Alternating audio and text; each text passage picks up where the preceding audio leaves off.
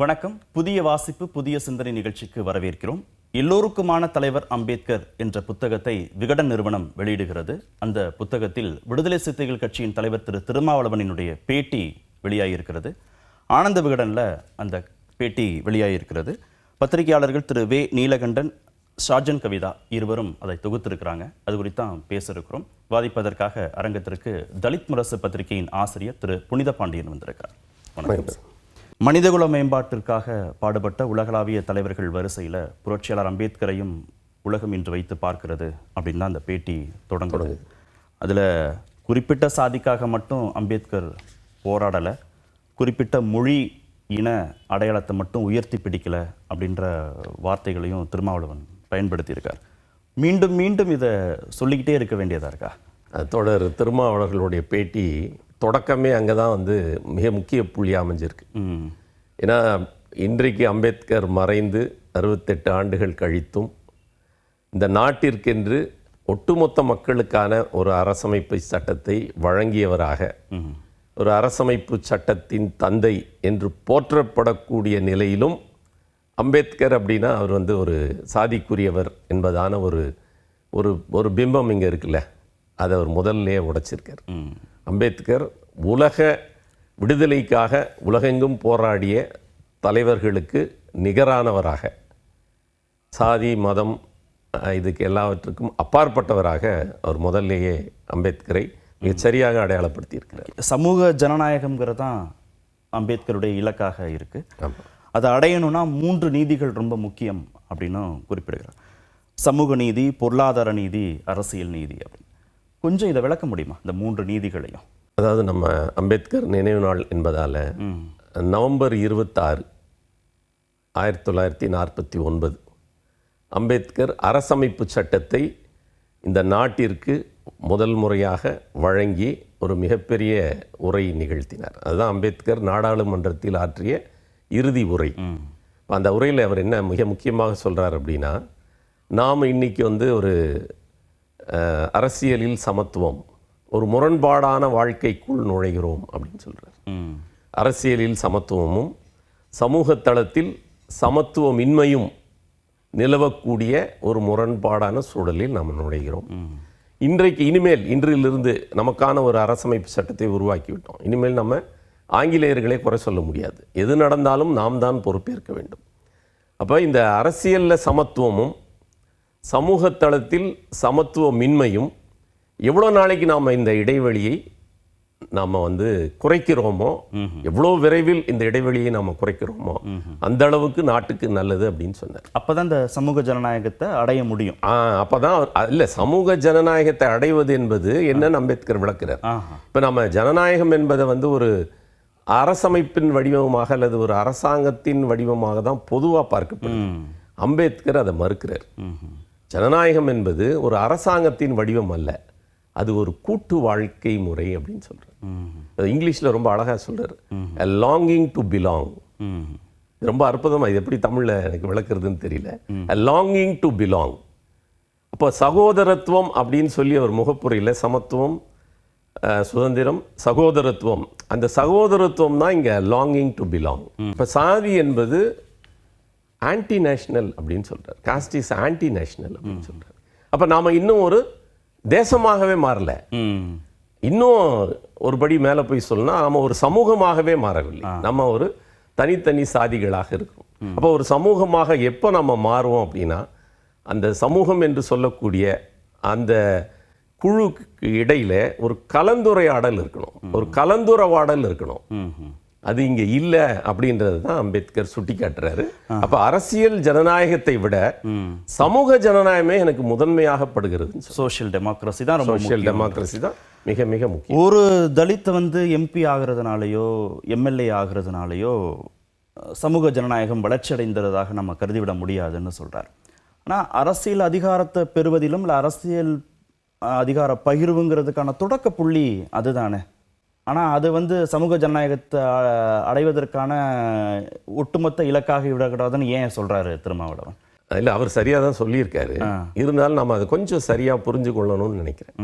ஏன்னா நம்ம எப்பவுமே காளையை வண்டிக்கு முன்னால் பொருத்தணும் இல்லையா?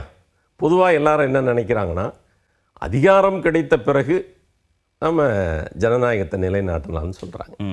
அதனால தான் நான் முதல்ல சொன்னேன், அம்பேத்கர் ஜனநாயகத்தை ஒரு அரசாங்க வடிவமாக பார்க்கவில்லை, அது ஒரு கூட்டு வாழ்க்கை முறை. ஜனநாயகத்துக்கு நிறைய விளக்கங்கள் உலக அளவில் கொடுக்கப்பட்டிருக்கு. ஆனால் அம்பேத்கர் ரொம்ப எளிமையாக அதை விளக்குறார். ஜனநாயகம் என்பது நான் சக மனிதனை மாண்புடனும் மரியாதையுடனும் நேசிப்பது, அணுகுவது. It is an attitude of respect and reverence towards fellow men. இதுதான் ஜனநாயகம். அது அரசமைப்பு சட்டம் சொன்னாலும் சரி, சட்ட புத்தகத்தில் இருந்தாலும் சரி, அது இல்லை மனதளவில் அந்த மனப்பான்மை இல்லை. சட்டமும் அதுதான் சொல்லுது. சொல்லுது. அதாவது அம்பேத்கர் என்ன சொல்றாருன்னா, constitutional morality is more important than the constitution.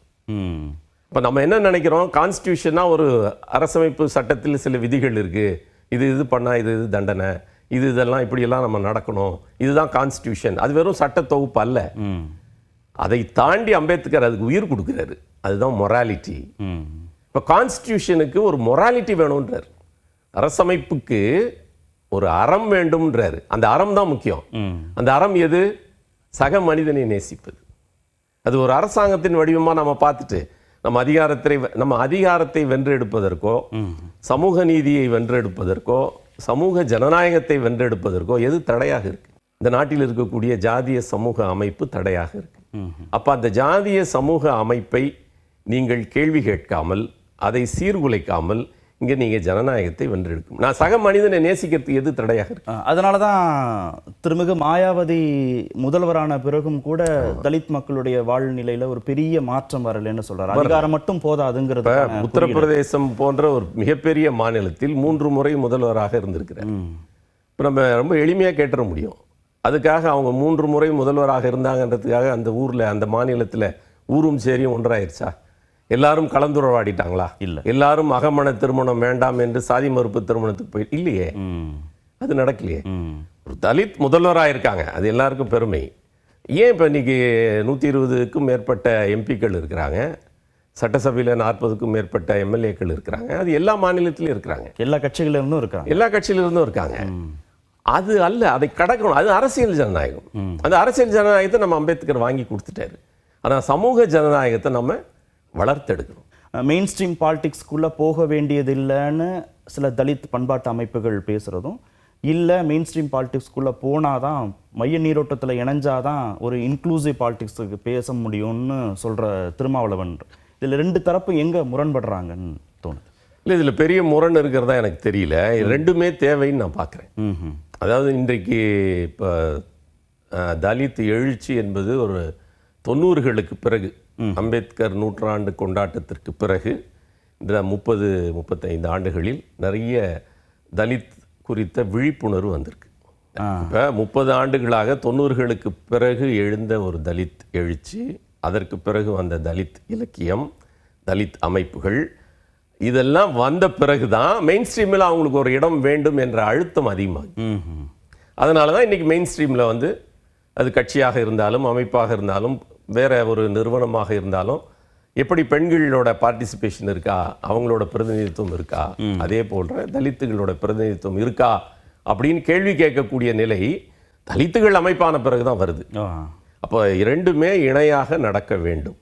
அது தன்னளவில் நடந்துடாது. ஏன்னா சமூக தளத்தில் ஜாதி என்பது ஒரு அளவுகோலாக பார்க்கக்கூடிய அந்த காலகட்டம் வரை அரசியல் கட்சிகளாக இருந்தாலும், நிறுவனமாக இருந்தாலும், பொது நிறுவனமாக இருந்தாலும், அதில் வந்து இந்த தலித் பிரதிநிதித்துவத்தை தலித்துகளுக்கான கட்சிகள் தொடர்ந்து ஒரு அழுத்தத்தை கொடுக்க வேண்டிய தேவை இருக்கு. அப்போ 2மே இணையாக நடக்கப்படணும்னு அந்த அடங்கமறு அத்துமீறு திமிரி எழு திருப்பி அடி அப்படின்னு திருமாவளவன் சொல்றது சில இடங்களில் விமர்சனத்திற்கும் உள்ளாயிருக்கு. அதற்கான விளக்கமாக திருப்பி அடித்தலும் சத்தியாகிரகம், திருப்பி அடித்தலும் அஹிம்சைன்னு அம்பேத்கர் சொன்னதாக அவர் சொல்றார். அது பேட்டியாளர், அது பேட்டி எடுத்தவர் அப்படி சொல்றாரு.